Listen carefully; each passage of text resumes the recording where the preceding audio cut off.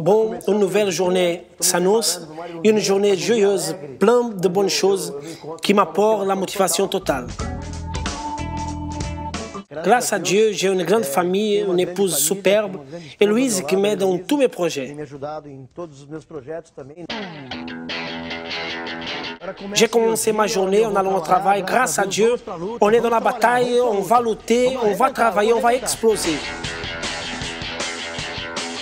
J'ai eu beaucoup de rêves avant d'arriver où je me retrouve maintenant. Et aujourd'hui, je me sens totalement accompli financièrement, spirituellement. Mes filles sont en train d'étudier dans les meilleures universités. J'ai les meilleures voitures. Ma voiture, c'est une Mercedes, le dernier modèle. J'ai 4 voitures à ma disposition. Et dans ma garage, j'ai une autre Mercedes, une voiture américaine Durango, Chrysler. J'ai aussi une Corona et une BMW 440 blindée. J'ai un magnifique appartement situé face à la mer. J'habite dans un appartement triplex au Mulumbi. Mes 3 filles ont une voiture.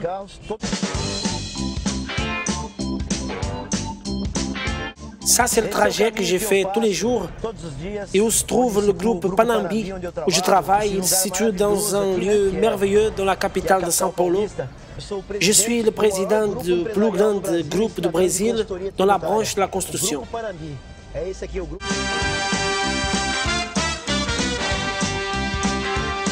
Et c'est ici que je viens tous les jours et j'ai fait toutes mes affaires. C'est ici que j'ai accueilli mes clients et mes amis.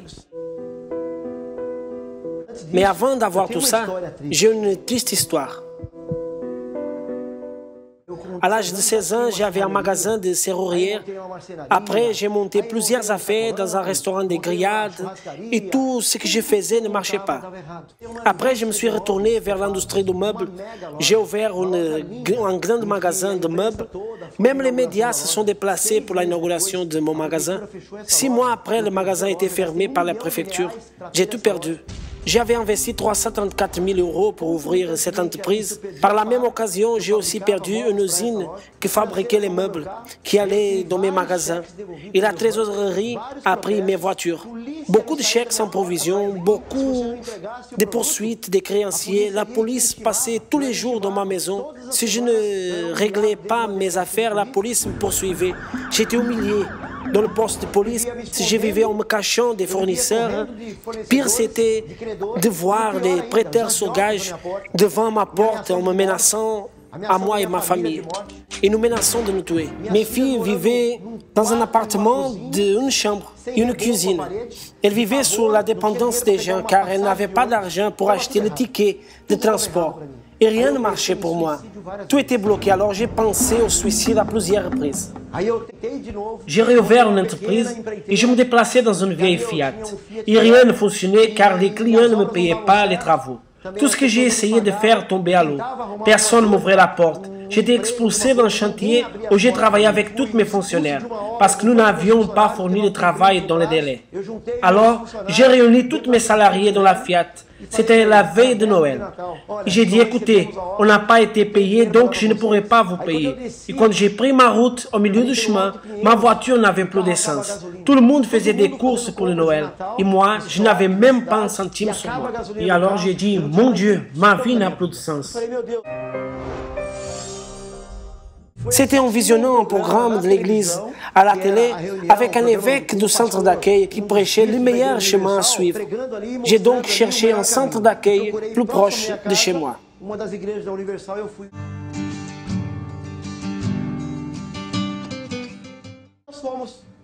Je suis allé pour assister à une réunion avec 2 de mes salariés. J'ai commencé à réaliser que c'était le seul endroit qui pouvait m'aider. Dans sa façon de prêcher, l'évêque m'a appris à agir ma foi. Je suis sorti totalement renouvelé. J'ai alors ouvert un bureau avec un salon et une toilette. Le portable que j'avais, c'était de cette taille. Un ami m'avait offert pour qu'il puisse fonctionner, je devais enrouler du scotch. J'ai commencé à chercher la face de Dieu. Et là, mon téléphone il sonnait de plus en plus avec des offres. Et j'ai donc commencé à prospérer petit à petit parce que ma vie, j'avais mise entre les mains de Dieu. J'ai alors formé le groupe Panambi. Aujourd'hui, c'est le groupe plus connu au Brésil. Dieu a fait les miracles dans ma vie et aujourd'hui, c'est moi qui fais des miracles dans la vie des gens. Mon groupe aide les entreprises en faillite et je suis économiste. Je suis administrateur de 450 entreprises et j'ai un groupe dont je suis le président et le propriétaire. Nous avons une industrie de cosmétiques, des millions de personnes vendent notre produit. Moi qui autrefois été humilié par des banques, aujourd'hui j'ai financé plusieurs entreprises. Aujourd'hui j'ai le crédit Panambi, Panambi Marketing, j'ai une radio, une chaîne de télé. J'ai une agence qui s'occupe de la carrière des footballeurs. Je gère aussi des clubs de foot. Aujourd'hui, je suis heureux. C'est très fort. Vous vous donnez à Dieu et il transforme votre vie.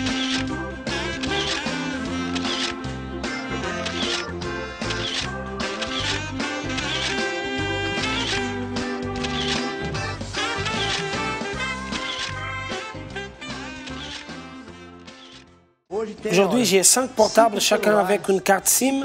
Aujourd'hui, j'ai reçu le prix de l'entrepreneur de l'année. Et le 25 novembre de 2009, le jour international de l'homme, j'ai reçu le prix de l'économiste de l'année. Ma vieille Fiat, aujourd'hui, s'est transformée dans une Mercedes. J'ai un stylo en or pour signer mes contrats uniquement. Et c'est Dieu qui a fait tout cela.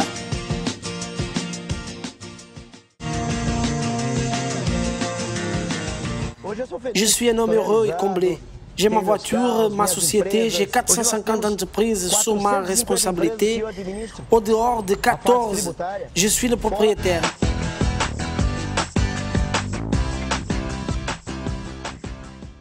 J'ai donné à mes filles leur voiture et une belle maison.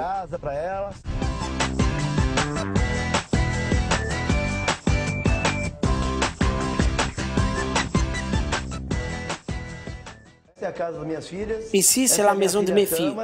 Voici Tamara, une de mes amours. C'est la maison que je leur ai achetée. Elles sont heureuses. Le salon, il est merveilleux. Elles ont tout ce qu'elles ont demandé à Dieu.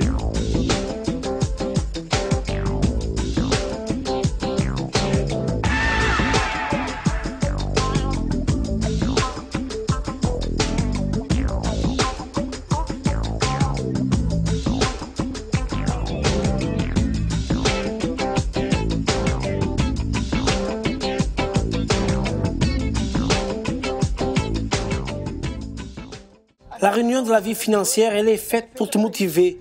Quand tu arrives à ton travail, les gens, ils voient une personne différente, une personne joyeuse.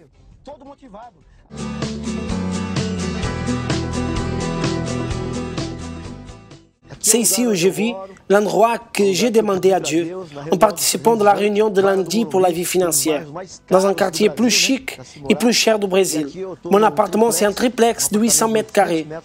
Je prends soin de ma famille, je fais des barbecues avec elle, lieu des fêtes, des réunions, et tout cela, Dieu m'a donné à travers ma persévérance. Persévérer tous les lundis pour votre vie financière.